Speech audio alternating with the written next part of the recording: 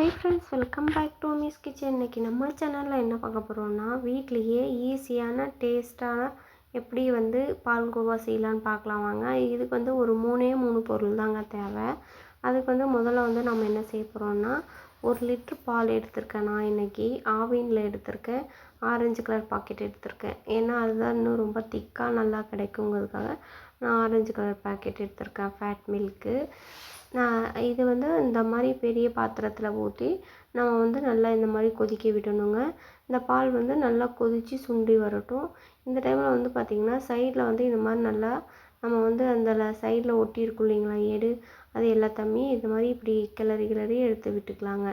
எடுத்து விட்டே இருந்திங்கன்னா இது மாதிரி சைடில் கருகாமல் இருக்கும். அதே மாதிரி அடி பிடிக்காமல் நல்லா இந்த மாதிரி கிளறி விட்டுட்டுருக்கலாம். அடியும் பிடிக்கக்கூடாது, இல்லைன்னா கருகுன வாடை வரும். இந்த டைம் இந்த பாக்ஸில் நம்ம கொஞ்சம் நெய் போட்டு தடவி ஒரு ஓரமாக வச்சிடலாங்க. இப்போ பார்த்திங்கன்னா பால் நல்லா கொதித்து வந்துகிட்டே இருக்குது. இது நல்லா ஒரு 1/2 லிட்டருக்கும் கம்மியாகிற அளவுக்கு நல்லா கெட்டியாகிற வரைக்கும் இந்த மாதிரி நல்லா கிளறி விட்டுட்டே இருக்கணுங்க. இப்போ பார்த்திங்கன்னா நல்லா ஏடு கட்டி வந்திருக்கு.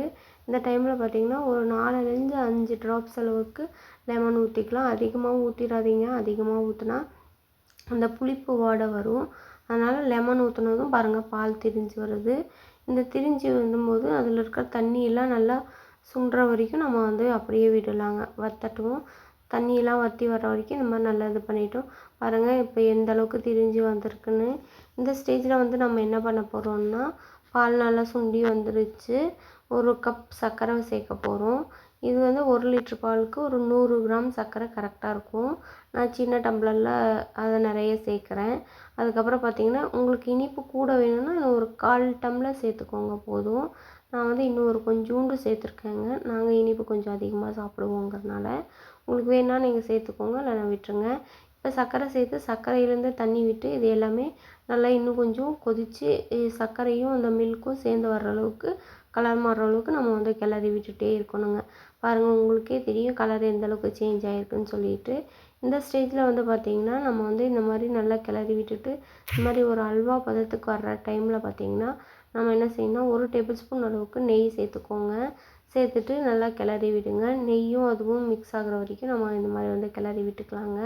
இப்போ பார்த்திங்கன்னா நான் இன்னும் ஒரு டேபிள் ஸ்பூன் அளவுக்கு நெய் சேர்த்துக்கிறேன். சேர்த்துட்டு நல்லா இந்த மாதிரி கிளறி விட ஆரம்பிச்சிடலாங்க. கெட்டியாகி வரட்டும். கெட்டியாகி வந்ததும் நம்ம அடுப்பை ஆஃப் பண்ணிடலாம். அவ்வளோதாங்க. அதில் இருக்கிற தண்ணி சுண்டுனாலே போதுங்க. பாருங்கள், இந்த மாதிரி அடி பிடிக்காமல் கிளறி விட்டுட்டே இருக்கணும். இல்லைன்னா கருகுன வாடை வரும். அதில் கருப்பு கருப்பாக இருக்கிற மாதிரி தெரியும். அதுக்காக தான். ரொம்ப டேஸ்ட்டான பால்கோவா ரெடியாகி வந்துருச்சுங்க. இப்போ நம்ம என்ன பண்ண போகிறோம்னா, அடுப்பை ஆஃப் பண்ணிவிட்டு அதை நம்ம பாக்ஸில் ட்ரான்ஸ்லேட் பண்ணிக்கலாம். அவ்வளோதாங்க.